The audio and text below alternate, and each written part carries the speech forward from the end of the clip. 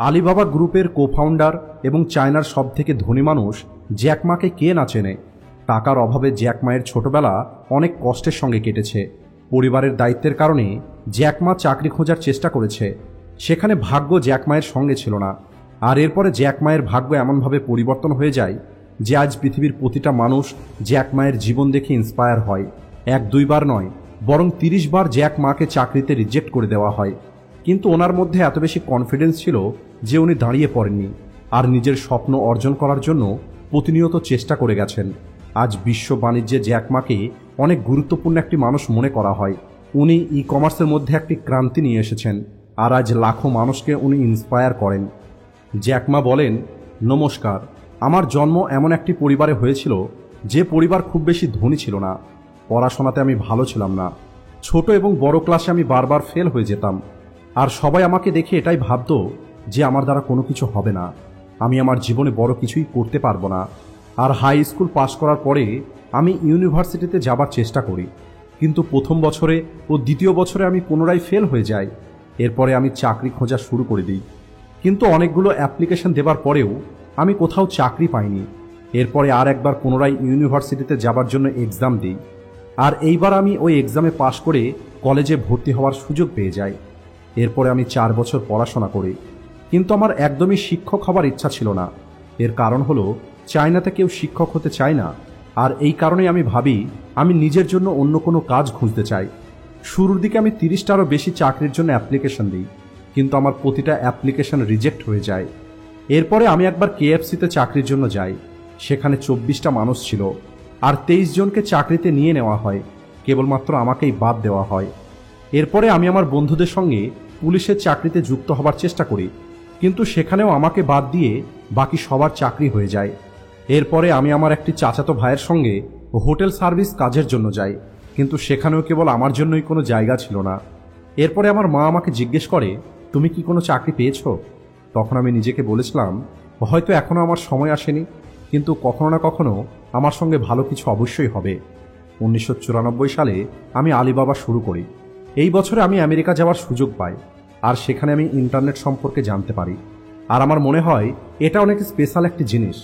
এটা সমগ্র পৃথিবীকে যুক্ত করার মতো একটি নেটওয়ার্ক, আর আগামীতে এই ইন্টারনেট পৃথিবীকে পরিবর্তন করে দেবে। এরপরে আমি পুনরায় চায়নাতে ফিরে আসি, আর এরপরে আমি আমার কোম্পানি শুরু করি। অনেক বাধা, অনেক কঠিন পরিস্থিতি আমার সামনে আসে, কারণ 1994 সালে চায়না ইন্টারনেটের সঙ্গে যুক্ত হয়নি। ওই অনুভবটা সম্পূর্ণ অন্যরকমের ছিল।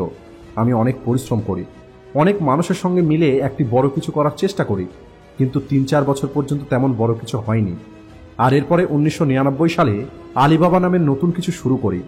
আমি আমার 18টা বন্ধু, যাদের মধ্যে বেশিরভাগ আমার স্টুডেন্ট ছিল, তাদের আমি বাড়িতে ডেকে পাঠাই, আর আগামী 2 ঘন্টা পর্যন্ত তাদেরকে বোঝাই যে ই কমার্স অর্থাৎ ইন্টারনেটে জিনিস বিক্রি করার ব্যবসা চায়নাতে ভবিষ্যতে অনেক বড় হতে যাচ্ছে।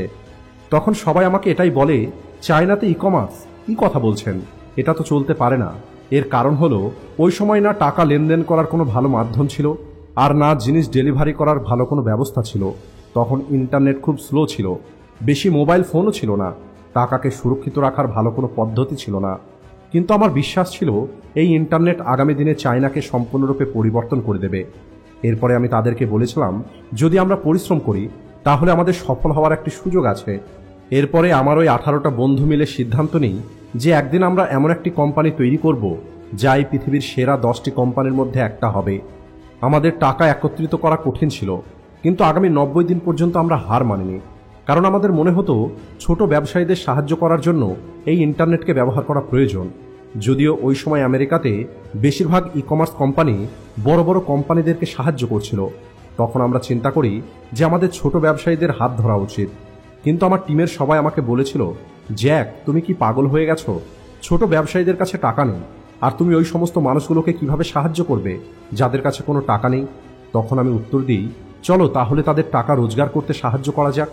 যখন তারা টাকা রোজগার করবে তখন আমরাও সেখান থেকে টাকা রোজগার করব। ওই সময় বেশিরভাগ আমেরিকার ই কমার্স কোম্পানিগুলোর এটাই চিন্তা ছিল যে বড় কোম্পানিকে কম খরচ করতে সাহায্য করবে, কিন্তু আমি বলি ছোট ব্যবসায়ীদেরকে কম খরচ করতে সাহায্য করা দরকার, কারণ তারা এটা জানে কিভাবে কম খরচ করতে হয়। এদেরকে কেবল রোজগার করাটা শেখাতে হবে। এই কারণে আমরা বেশিরভাগ আমেরিকান ই কমার্স কোম্পানির উল্টো কাজ করা শুরু করি। কারণ আমেরিকার ই কমার্স কোম্পানিগুলো বড় কোম্পানিকে কম খরচ করতে সাহায্য করত, কিন্তু আমরা বলি ছোট ব্যবসায়ীদেরকে সাহায্য করা যাক, তাদের টাকা রোজগার করতে সাহায্য করা যাক। আর এখানে ছোট ব্যবসায়ীদের টাকা রোজগার করতে সাহায্য করার অর্থ হলো তাদের অনলাইনে প্রোডাক্ট বিক্রি করতে সাহায্য করা।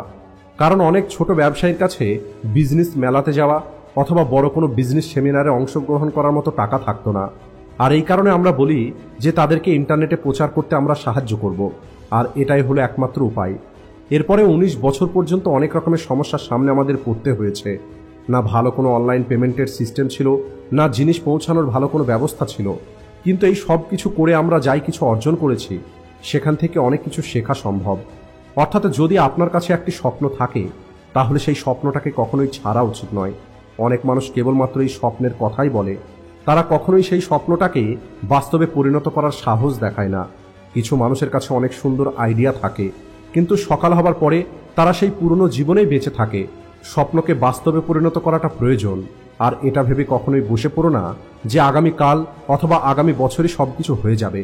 আমাদের মতো মানুষের কাছে না কোনো টাকা ছিল, না কোনো বড় রিলেটিভ ছিল। আমরা কেবলমাত্র আমাদের ভবিষ্যতের ছবির ওপরে ভরসা রেখেছিলাম। আমরা বিশ্বাস করতাম যে আগামী 10 বছর পরে এটা হবে, আর এরপরে আমরা একটি টিম তৈরি করে তার উপরে কন্টিনিউ কাজ করে গেছি। আর এখন আমি কথা বলতে চাই আর্টিফিশিয়াল ইন্টেলিজেন্স সম্পর্কে। আজ পৃথিবী খুব দ্রুত পরিবর্তন হচ্ছে, বিশেষ করে এআই টেকনোলজি চলে আসার পরে। এখন অনেক মানুষ এআই, রোবট এই রকমের নতুন নতুন টেকনোলজি নিয়ে অনেক চিন্তাতে আছে। তাদের মনে হয় যে এই আর্টিফিশিয়াল ইন্টেলিজেন্স মানুষের জায়গাটা নিয়ে নেবে। কিন্তু আমি যুবকদেরকে বলতে চাই, ভয় পাওয়ার কোনো দরকার নেই। এই কথাটা সত্যি, এআই অনেক দ্রুত কাজ করতে পারে, অনেক কিছু শিখতে পারে, অনেক কঠিন সিদ্ধান্ত নিতে পারে। কিন্তু একটি মানুষের কাছে যে বুদ্ধিমত্তা, এক্সপিরিয়েন্স এবং কল্পনা শক্তি আছে, সেটা কোনো মেশিনের মধ্যে হতে পারে না।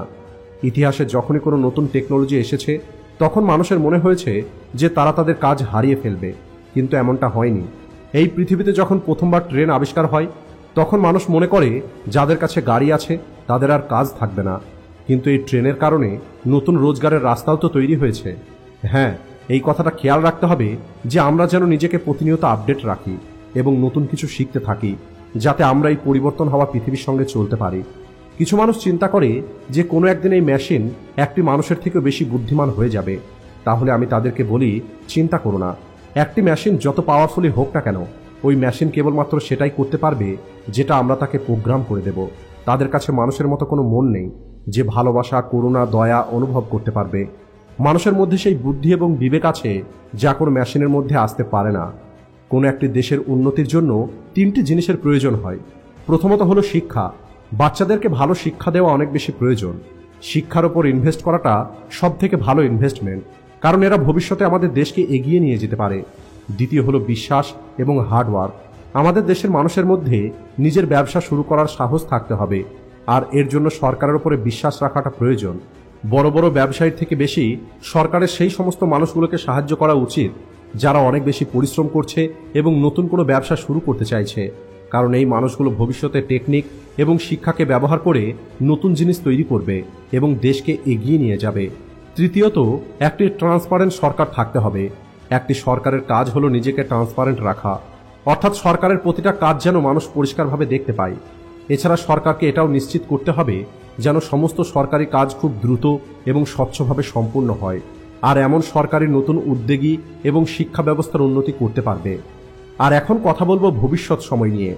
এই পৃথিবী খুব দ্রুত পরিবর্তন হচ্ছে, খুব দ্রুত এক নতুন ক্রান্তি আসতে চলেছে, যেখানে আর্টিফিশিয়াল ইন্টেলিজেন্স এবং ইন্টারনেট নিজের একটি বড় ভূমিকা রাখবে।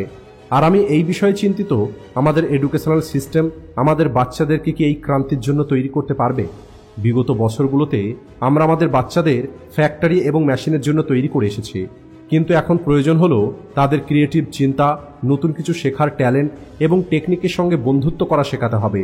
তা না হলে আগামী সময়ে এই মেশিন আমাদের অনেক কাজ কেড়ে নেবে, আর মানুষের জন্য তখন চাকরি খুঁজে পাওয়াটা কঠিন হয়ে যাবে।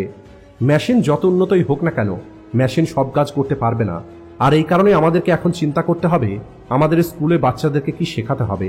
একটি মেশিন হিসাব অনেক দ্রুত করতে পারবে, কিন্তু এই মেশিনকে একটি নতুন গান গাইতে পারবে বা নতুন একটি গল্প লিখতে পারবে? কখনোই না। তাই আমাদের সন্তানদের এমন ট্যালেন্ট শেখাতে হবে যা তাদেরকে মেশিনের থেকে আলাদা তৈরি করবে।